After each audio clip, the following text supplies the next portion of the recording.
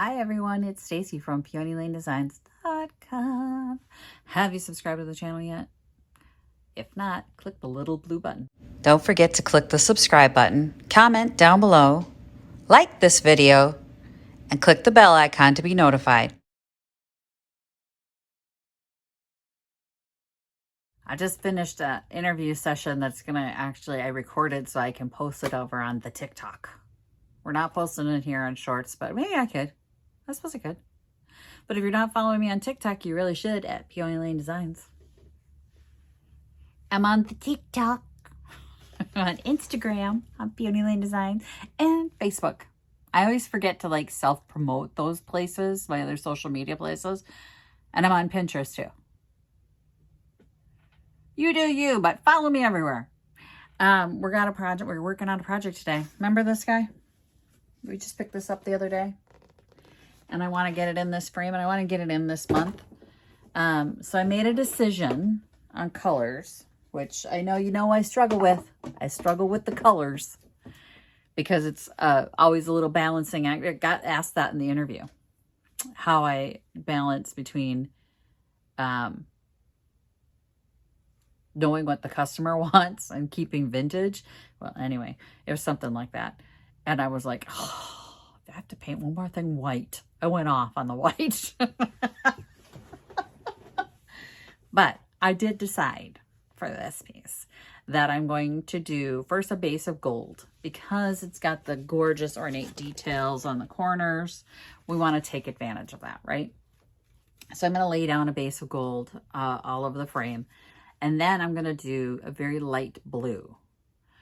And I would like to use a chalk paint, which I hate. I freaking hate chalk paint. And I've gotten rid of most of it, but I did see I have one little blue one over there because I want to rub back the details so much and make it look so shabby that that'll be the perfect medium for it. But that means, of course, we have to clear coat it. I'm thrilled. I can't go out and clear coat right now because it's 110 degrees. And that's not a joke. It feels like 110 degrees with the heat and humidity that we're experiencing right now. And I know everybody around the country and around the world is experiencing this, so you're not surprised. But if I try to take this out and spray clear it, it's going to be too sticky. So maybe I could take it out and spray it this evening when it gets darker and then bring it in right away to off gas overnight.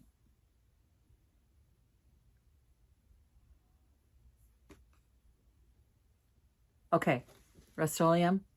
So remember I tried the Rust-Oleum low odor and I said I wouldn't pay extra for the spray paint? I'd pay extra for the clear coat because I use clear coat more often than the spray paint, and I have to deal with the off-gassing of the clear coat.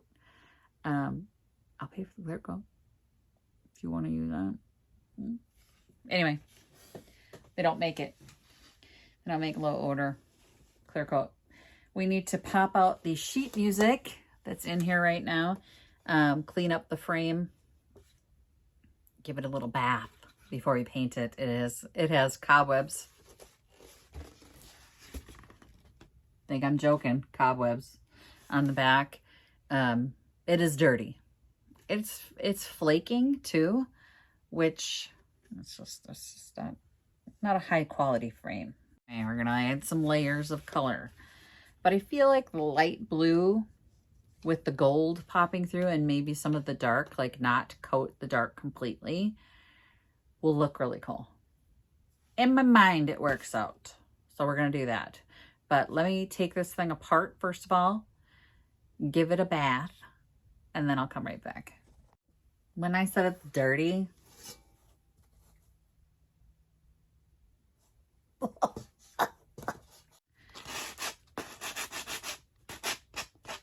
so people get a little bent out of shape about sanding. If you're new here, don't. So the only places I'm sanding down to raw wood is just to get rid of the bits that are chipping off because I don't want it to be chippy. So this part here is now down to the wood only because it was chipping off. I want to get rid of the chippy stuff. The sanding before painting is just a light sand to kind of scuff it up give the paint something to bind to bite into. We don't have to go crazy with it. So this, hardly any pressure, is enough scuffing.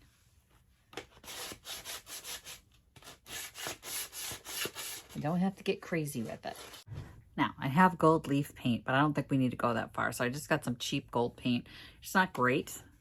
It's not a great gold paint, but it's good enough to give gold underneath stuff. So you don't have to use premium gold leaf underneath other stuff. If you just want that hint of gold coming up, don't put 24 karat gold under there. That's just silly. Just wasting money. Is that working? All right. So we're just going to go in with the gold on the bits that we want to see gold. Obviously. Obvi.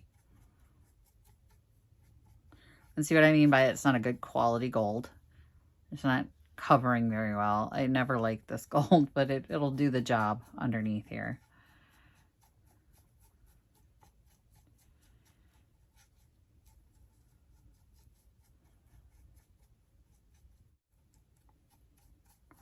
I want to leave some areas dark, so I'm not going to go too crazy. I want these high spots to be gold.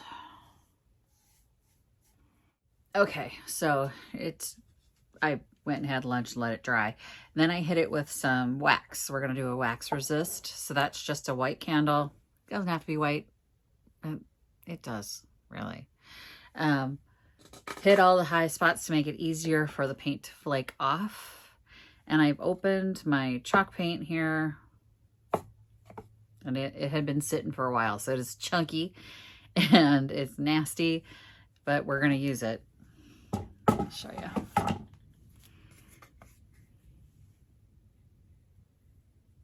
It's for real chunky. Like there are chunks dripping off that. I don't even care. We're gonna just cover the whole thing. And then once that's done, if it needs a second coat, we'll give it a second coat and then we'll start to distress. Definitely gonna need a second coat. I was not real precise in putting this paint on just because I want it to look sloppy and vintage, right? So like it's had some age on it. So I know I'm going to be taking a lot off, but I still want to get another coat on just to make sure there's enough paint where I want it, not, you know, struggling to cover something later. All right, I did do a second coat. Looks real nice. I have a piece of cloth that's just damp.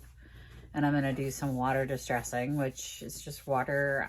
You can do this with chalk paint because it's not cured right away, which is one of the reasons I don't like it. It's nice for this type of stuff.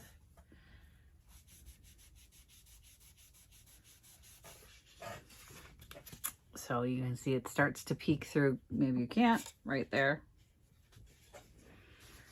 The paint is coming off, a little gold peeks through here and there. We're just making some streaks. 2 scrapers. So I've got this one for the wider surfaces. Then I got this little dental tool for the detail. And then you just go in and start to scrape away the paint because the wax resists. It'll come off real easy.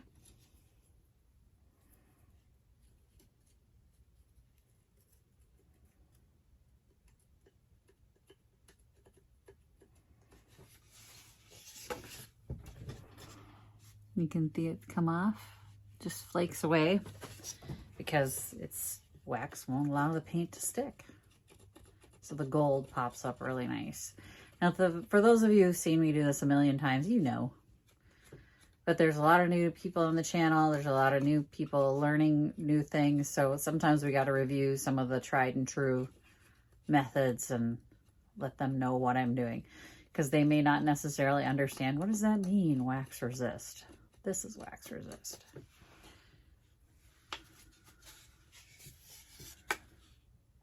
So you can see it just comes off on the gold highlights. Now I'm going to do this with the whole frame. I'm going to take the scraper. So I did have like, you don't even need to, I didn't even press down and the wax came off. So I waxed in all these different places. So along the lip here.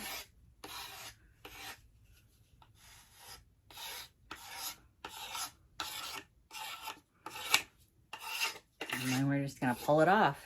So I'm going to finish distressing this and we're going to get the whole thing, the glass cleaned up and whole thing put back together. Okay, so I've got the glass clean and it was so dirty. Y'all, that took some scrubbing. I was really surprised. Usually glass doesn't take that much effort. This one took some effort. Whatever was on there, I don't know. I don't know what was on there. Now let's extricate our art. Come out of there. What in the world? No. Don't tell me they glued this on. What is this?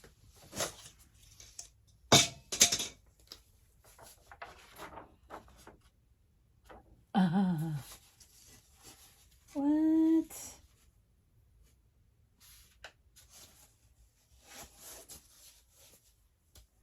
It's always the easy ones. Got my undo out. I'm going to try and remove this. I hate these childproof.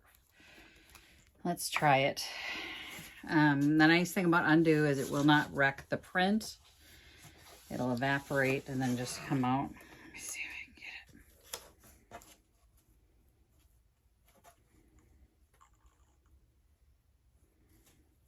it. Whoop.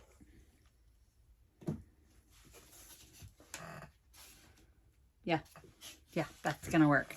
It's a double-sided tape that they've got under there. So I'm gonna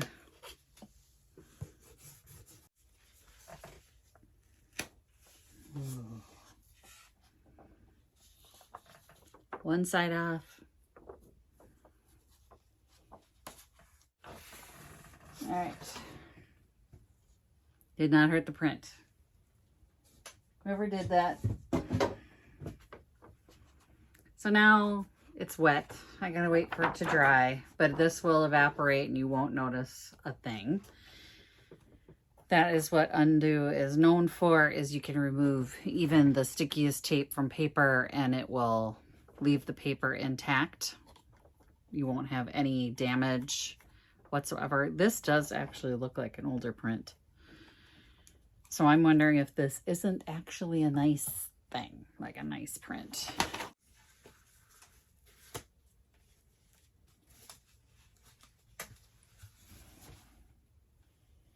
Ta-da! I don't hate that. I was worried how the blue would be, but I think this is good. Mostly because I think this is probably something that's going to go into a child's room, and it's not too girly and it's not too boy-y. I think it's good.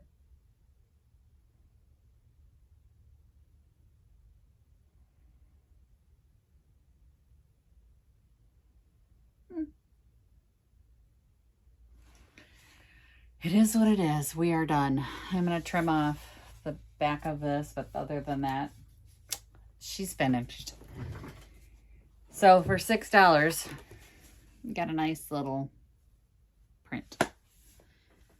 But of course, it's always the ones that I think, oh, it's going to be nothing, or quick coat of paint, and it's going to be fine.